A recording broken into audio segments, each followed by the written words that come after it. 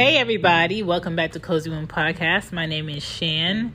This is season 12, episode 6. I wanted to talk about noticing your kids' efforts and why that's important and how to do it and all that good jam. After these messages, Here we go. back to the show. Back to the show.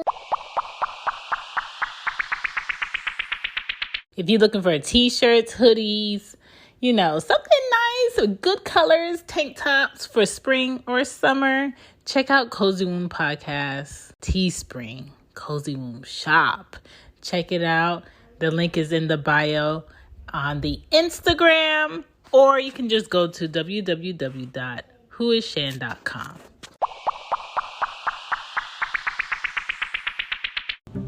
To be a good parent, I think we have to get into the habit of noticing our kids' effort when they try, even when they might fail or fall short from the ultimate goal of what they were trying to do.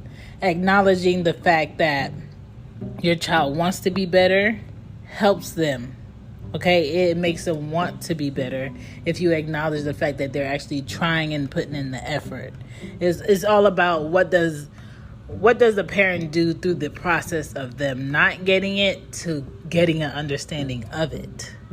Do not nitpick or nag your child because they would instantly become defiant and not even try and purposely fail because that's all you're noticing is the fact that they can't do it. You're not noticing the fact that they're trying. You're not noticing the fact that they're struggling.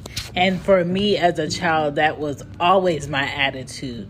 The more my mom would see that I was struggling, the more she would see that, this test I got an F. This test I didn't even put my name on the paper. I drew around the edges. It was me saying, I don't get this. I don't understand the way that it is being taught to me. Do whatever you can to find another way to have somebody teach this to me. I remember in high school, my mom got me a tutor. I acknowledged the effort of her getting me a tutor, but it still was like that tutor was coming to my house, speaking a whole different language, and it didn't make any sense. Like, I just did not understand it the way it was being taught to me. So, a lot of the times, yes, some kids are lazy. Some kids don't want to do it because it involves more work. But at the same time, some kids know that when they try, they fail. When they don't try, they fail. So why try? Because I always fail. And with that, the only thing that helps kids that way is encouragement along the way and finding different solutions in order to get the results that's needed at the end. Okay, we tried this, that's not working. We tried that is not working. Let me research another way that this can be taught, and maybe my child would latch on to that. So you can say things like, look at all your good work that you've been doing.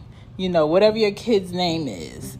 You're doing a good job. Even though it isn't hard for you and it isn't easy, I understand that it's not easy for you. You're doing a good job, and I see the difference in where you started and where you're at. And I commend you for that. Thank you for doing that. Show your work as long as you show your effort. I used to have a lot of teachers that said, just show me your work, but you just can't sit there and not do anything. And that's true. That's true. Maybe your coworker doesn't know how to solve the problem, but what is it in the problem that you can do? Show me. Do that.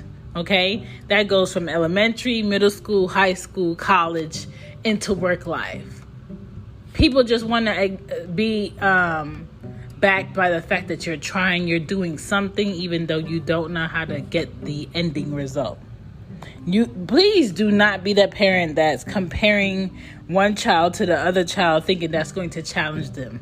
That's going to make them just want to be in their own lane and be the one that doesn't do it, that doesn't get it, that doesn't do right, that's always doing the wrong thing. Kids will find comfort in being that child. You can't do that. Do not compare this child against this child because they're two different people. Okay, and with some children, when they see that you're doing that, they'll purposely not tell you their wins. They'll purposely grow apart from you as adults, and they'll always remember how you treated them as a child. Kids always notice when you as a parent are not paying attention to them and are disappointed in what they struggle with. Okay, and as a parent, you have to know that, okay, my kid sees this, I see this. What can I do to help them? What can I do to help them before this snowballs into a bigger issue? Right? And at a certain point, depending on what it is, it can be too late to help them because the fundamentals are not there. The foundation of what is being taught is not there, so you have to retreat. And the worst thing that a kid can feel that makes them feel very frustrated is the fact that they got to start from scratch and they don't get it, and they're frustrated because they don't get it. Not because they're stupid, just because they weren't taught a way for them to understand it. And so now they feel dumb because they didn't get the fundamental tools that they needed in order to get what's in front of them right now done. And another thing that you could say, whatever your child's name is, thank you for not quitting. I know you're going to get this. That's encouragement. That's motivation, okay? Motivate your kids. Do not push them to the point of falling or failing. Be positive, but don't be annoying or pushy to the point that you're not helping me. You're not giving me a resource to help me, but you're telling me, do it. I don't want to do it. I'm not doing it. How about that? How about I not do it? Have patience with your kids. Have patience with your child. Reward them along the way. Don't just be like, hey, if you get an A in your math class this semester, I'll buy you this. What are you doing along the way in the process of them getting that A that's helping them? If parents do not help their kids in the process of getting the results that they want to praise, then you're not helping your kids. I'm telling you, I was that kid that struggled in math. I was that kid that struggled in chemistry. And what happened? It was because that particular teacher was teaching me in a way that I didn't get it. Once I got a different teacher to teach me in a different way, I got it. Some teachers know what they need to do for that curriculum, but the way that they teach it, the kids will not latch on. It doesn't mean that your child is stupid. It doesn't mean that your child has a problem. It just means that your child learns in a different way, and your puzzle piece is figuring out how to nurture the way that your child learns. Maybe your fourth grader learns different from your sixth grader, and you got to teach them different. I know now that my 7-year-old is self-sufficient, right? My 4-year-old, you got to be on top of her every step of the way, and she is a moving, dancing, let's get the answer through song.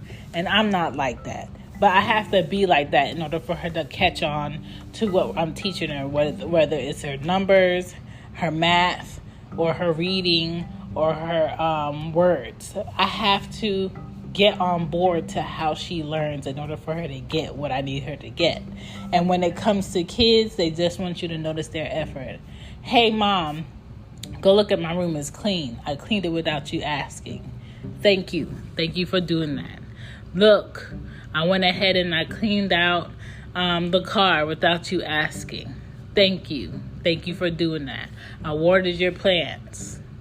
I got, my sister's clothes out for her bath because I know she needs it. I woke up at 7 today so you wouldn't have to wake me up. Like, all of that is your kid taking it upon themselves to be like, hey, I know my mom expects this from me. I know my dad expects it from me. I'm going to go ahead and do it. All you need to do is notice your child's efforts along the way so they can feel appreciated just like you would like to feel appreciated, and they will do what they need to do. Trust me. I tell you no lies, okay? I'm just a parent of 2. and I be noticing. Thank you for listening to Cozy Womb Podcast. Don't forget to check out Cozy Womb Shop on Teespring. You can find the link in the bio on Cozy Womb Pod on IG. Don't forget to follow us on Twitter at Cozy Womb Pod. And if you want to go ahead directly to the shops and more shops, or even support me by buying one of my books, you can go on www.whoisshan.com. If you would like to donate to the podcast, you can donate on Red Circle through the link that is in the episode description. I appreciate y'all. Thank you for sharing. Thank you for caring. Support your kids, motivate your kids, and notice what your kids are doing. Peace.